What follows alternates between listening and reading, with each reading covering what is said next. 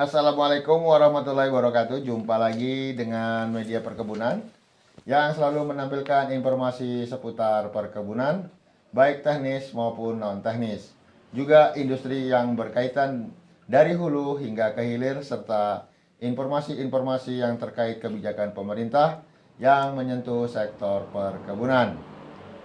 Tapi sebelumnya kita sama-sama berdoa agar kita tetap dalam keadaan sehat selalu dan diberikan lindungan oleh Allah Subhanahu wa taala serta kemurahan rezeki yang halal dan barokah dalam hidup ini. Amin amin amin ya rabbal alamin.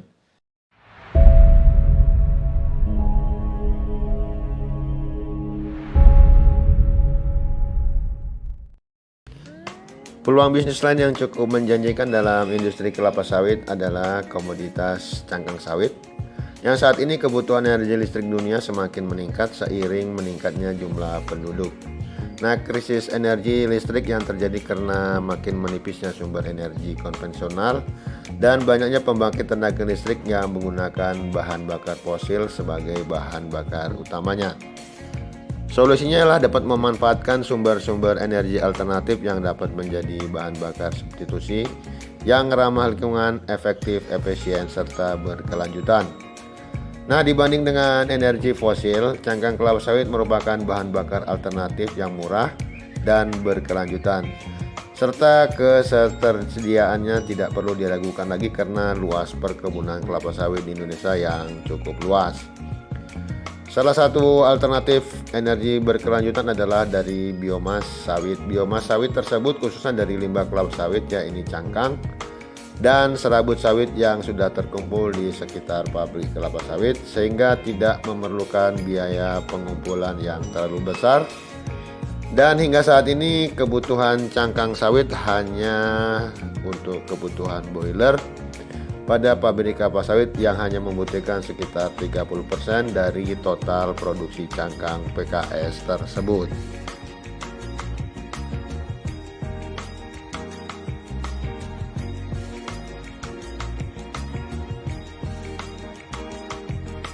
Produksi cangkang sawit Indonesia dari tahun ke tahun semakin meningkat seiring dengan bertambahnya luasan perkebunan, baik perkebunan rakyat maupun perkebunan swasta nasional. Nah, produksi cangkang nasional pada 4 tahun terakhir yang kami catat, pada tahun 2018 produksi cangkang sawit sebesar 9,45 juta metrik ton, dan pada tahun 2019 meningkat menjadi 9,9 juta metrik ton, dan pada tahun 2020 tercatat produksi cangkang adalah 10,44 juta metrik ton. Sementara pada tahun 2021 ini kami perkirakan produksi cangkang sawit Indonesia meningkat tipis sekitar 10,60 juta metrik ton atau naik sekitar 2,24% daripada produksi tahun 2020. Dari produksi cangkang nasional yang dimanfaatkan untuk ekspor baru sekitar 30%, dan penggunaan untuk industri dalam negeri hanya sekitar 40% dari total produksi, sehingga potensi ekspor cangkang masih cukup menjanjikan. Berikut adalah ekspor cangkang sepanjang bulan Maret tahun 2022. Ekspor ini akan kita tampilkan dari pelabuhan asal dan negara tujuan.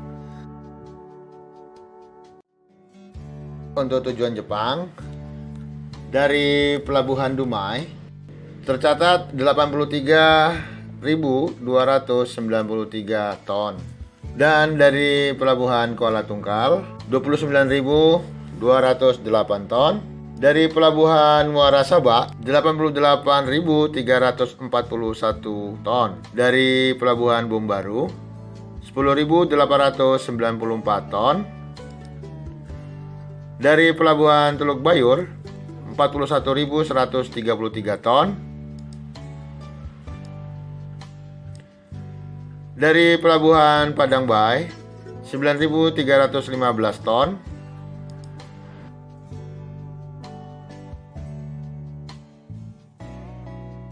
dari pelabuhan Siak Sri Indrapura 60.001 ton,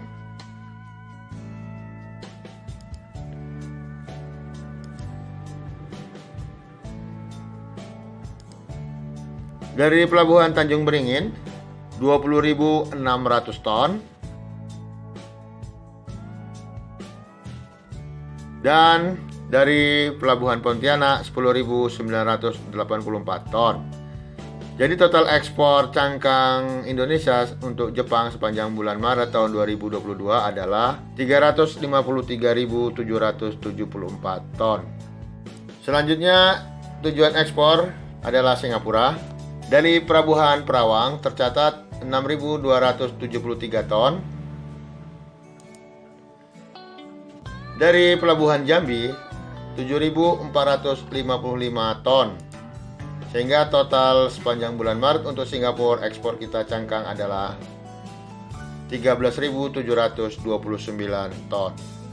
Dan selanjutnya ekspor untuk tujuan Thailand.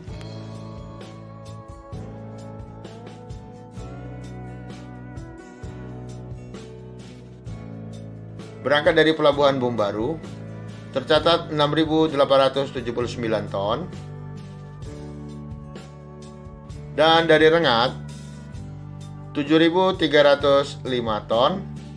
Sehingga total untuk ekspor sepanjang bulan Maret tahun 2022 untuk Thailand adalah 14.185 ton.